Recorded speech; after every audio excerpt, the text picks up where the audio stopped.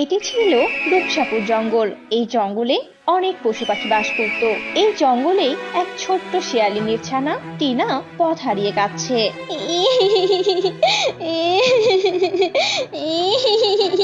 পথ হারিয়ে সে কখন থেকে এখানে বসে আছি, বাড়ি কোথেকে দিয়ে যাবো কিছুই তো বুঝতে পারছি না। যেদিকেই তাকাচ্ছি আমার তো সেসব জায়গা নতুন লাগছে, বা নিশ্চয়ই আমার জন্য ভীষণ চিন্তা করছে। এদিকে ওই পথ দিয়ে যাচ্ছিল এক ডাইনি বুড়ি। ওরে বাবারে, সে কখন থেকে হাঁটছি আশেপাশে কিছুই দেখতে পারছি না। চারপাশটা কেমন যেন শুধু ধু ধু করছে। কোনো যদি প্রাণী দেখতে পেতুম তবুও একটু শান্তি পেতুম। ডাইনি বুড়ি একাই যখন হাঁটছিল তখন দূরে থেকে টিনাকে কাঁদতে দেখতে পায়। আরে আরে, ওই তো একটা পশুর ছানা কাঁদছে। এমন ধুধু জায়গায় ও এলো কি করে? নিশ্চয়ই কোনো বিপদে পড়েছে।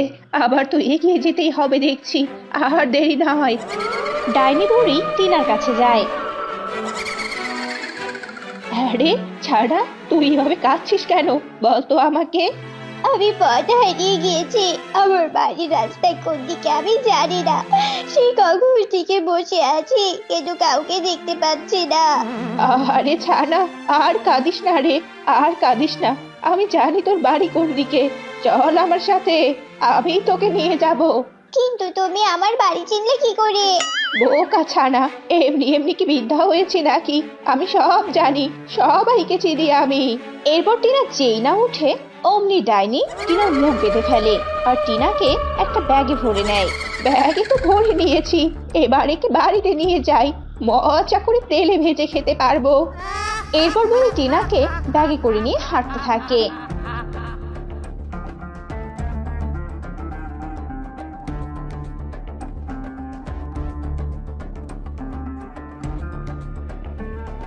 বাবারে বাবা, ব্যাগটা যে ভারী, বড্ড পানির পিপাসা পেয়ে গেল।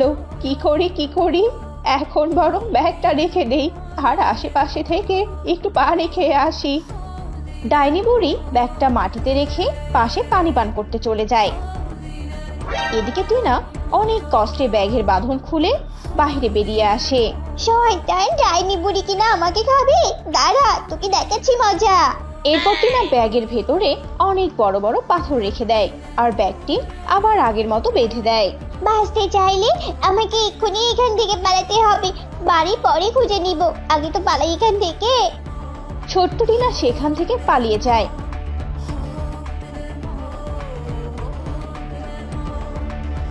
আর ডাইনি বুড়ি আবার এসে ব্যাগ হাতে নিয়ে হাঁটতে থাকে। আরে আরে, ব্যাগটা হঠাৎ করে এত ভারী লাগছে কেন? একটু আগেও তো এত ভারী ছিল না। বুঝেছি, হয়তো পানি বেশি করে খেয়ে ফেলেছি, এজন্য শরীরটা বড্ড ভারী লাগছে। যাই, ভালো কিছু পেতে হলে তো আমাকে একটু কষ্ট করতে হবে। ডাইনি বুড়ি কষ্ট করে ব্যাগটা তার বাড়িতে নিয়ে যায় আর ডাইনি বুড়ি তার ছেলের বউকে ডাকতে থাকে। কই গো বৌমা, বাইরে এসো এসো, এই দেখো আমি পশুর ছানা নিয়ে এসেছি। বড়িটা আনো তো আনো, আজকে একে কেটে মজা করে ভেজে খাবো। ডাইনি বুড়ির কথা শুনে ডাইনি বুড়ির ছেলের বউ একটা বটি নিয়ে আসে আর ডাইনি বুড়ি যেই না ব্যাগের মুখ খুলেছে অমনি দেখে ব্যাগে অনেকগুলো পাথর। আরে আরে, এখানে তো এই ছানা নেই, গেল কোথায়?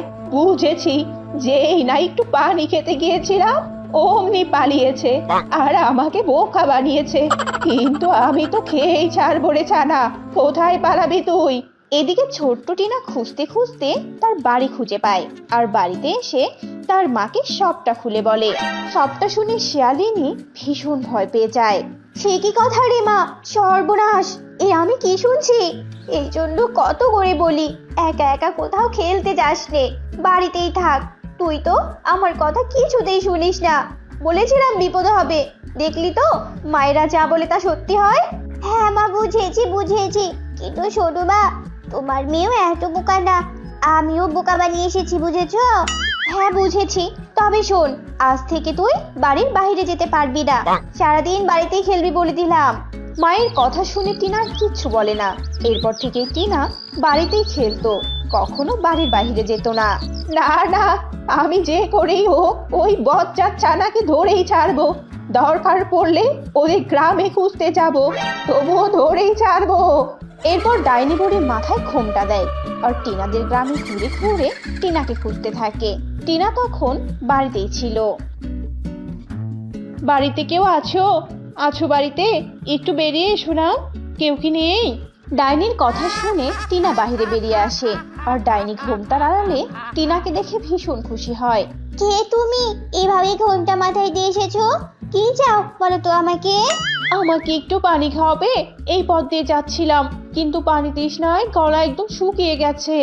ডাইনি বুড়ির কথায় টিনা গ্লাসে করে পানি নিয়ে আসে আর অমনি বুড়ি খপ করে টিনার মুখ হাত বেঁধে ফেলে আর ব্যাগে ভরে নেয়। আজকে কোথায় থামবো না, একেবারে সোজা বাড়িতে গিয়ে ব্যাগের মুখ খুলবো। কোথায় যাবি ছানা, কোথায় যাবি? এরপর ডাইনি বুড়ি সোজা ব্যাগ নিয়ে বাড়িতে চলে আসে আর আবার আগের মতো ছেলের বউকে ডাকতে থাকে। আরে আরে, বাড়িতে কেউ নেই নাকি? নিশ্চয়ই আশেপাশে কোথাও ঘুরতে গেছে, নয়তো ঘরে পড়ে পড়ে ঘুমোচ্ছে। যাই গিয়ে দেখি। এরপর বুড়ি ছেলের বউকে ডাকতে ঘরে যায়।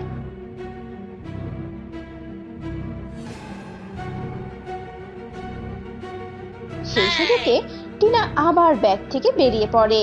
ওরে বাবারে, দম একদম বন্ধ হয়ে যাচ্ছিল, আবার একটু থাকলেই হয়তো মরে যেতাম। এখন ভালো ভালো এখান থেকে কেটে পড়ি। এরপর টিনা সেখান থেকে ছুটে পালিয়ে যায় আর এদিকে ডাইনি তার ছেলের বউকে নিয়ে এসে দেখে আবার ছানাটি পালিয়ে গেছে। ডাইনি ভীষণ রেগে যায়। আরে আরে, আজ কেউ দেখি পালিয়ে গেছে। না না, একটা সামান্য পুচকে ছানা হয়ে কিনা দুদিন পর পর আমাকে বোকা বানিয়ে যাচ্ছে। না না, এভাবে আর অপমান সহ্য করা যায় না, কোনোভাবেই না। শয়তান ছানা, তোকে যদি না খেয়েছি তাহলে নিজের নাক নিজেই ছ্যাঁচা দিব এবার। ডাইনি বুড়ি রাগে কসকস করতে থাকে আর মনে প্রাণে পণ করে যে করেই হোক ছোট্ট টিনাকে খেয়ে ছাড়বে। এভাবে অনেক দিন কেটে যায়। টিনা ডাইনি বুড়ির কথা প্রায় ভুলে যায়।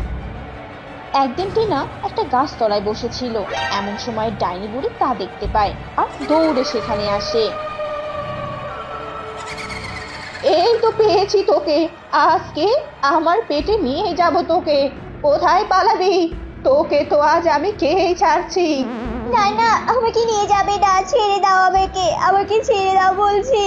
টিনা চিৎকার করার পরও ডাইনি বুড়ি কোনো কথা শুনে না। ডাইনি টিনাকে ধরে বাড়িতে নিয়ে যায় আর গিয়ে দেখে তার ছেলের বউ আজকেও বাড়িতে নেই। এই যা, আজকেও দেখছি বৌমা বাড়িতে নেই। আজকে বরং গেট লাগিয়ে যাব, দেখি পালায় কি করে। এরপর ডাইনি দরজা বাহির থেকে লাগিয়ে দেয় আর ছেলের বউকে ডাকতে যায়। এদিকে টিনা বাহিরে বেরিয়ে আসে আর দেখে দরজা বাহির থেকে লাগানো। এবার আমি কি করব? দরজা তো বাহির থেকে লাগানো, পালাতেও তো পারবো না। কিছু একটা বুদ্ধি বের করতেই হবে আমাকে। এমন সময় টিনার চোখ যায় পাশেই টেবিলে থাকা একটা কলার দিকে আর টিনার খুবই খিদে পেয়ে যায়। ও বাবা, বড্ড খিদে পেয়েছে, আমি বরং কলাটা খেয়ে নেই। এরপর টিনা কলাটা খেয়ে নেয় আর কলার ছালটা হাতে রাখে। এমন সময় টিনা দেখে বুড়ির নাতি পাশে শুয়ে ঘুমাচ্ছে। এরপর টিনা বুদ্ধি করে বুড়ির নাতিকে ব্যাগে ভরিয়ে রাখে আর নিজেই লুকিয়ে পড়ে। এমন সময় বুড়ি চলে আসে। এই যে বৌমা, শয়তান ছানাটা আছেই, তুমি বরং বড় কড়াইয়ে তেল গরম করো আর একটু লঙ্কা গুঁড়ো আর নুন নিয়ে এসো। আজকে ওকে বেশ মাখিয়ে মাখিয়ে খাবো। এরপর বুড়ির বৌমা বড় কড়াইয়ে তেল গরম শুরু করে আর বুড়ি যেই না ব্যাগ খুলেছে অমনি দেখে বুড়ির নাতনি ব্যাগে। তার মানে ছানা আবার আমাকে বোকা বানাতে এসেছে। তবে রে, পালাতে তো পারিসনি কোথাও, নিশ্চয়ই ঘরে আছিস। দাঁড়া, তোকে আজ মেরে তক্তা বানিয়ে ফেলবো। এরপর ডাইনি টিনাকে খুঁজে বের করে আর যেই না টিনাকে ধরতে যাবে অমনি টিনা সেখান থেকে পালাতে থাকে। এই থাম থাম, পালিয়ে যাবি কোথায়? আজ তো তোকে আমার হাত থেকে কেউ বাঁচাতে পারবে না। দাঁড়া বলছি, তেল গরম হয়ে গেছে, পেটে খিদে টান পড়েছে আমার, থাম বলছি। এরপর টিনা বুদ্ধি করে কলার ছাল মাটিতে ফেলে দেয় আর বুড়ি যেই না কলার ছালে পা দিয়েছে অমনি পিছলে গরম তেলে পড়ে যায়। ওরে বাবা রে, মরে গেলাম রে, শরীর ঝলসে গেল।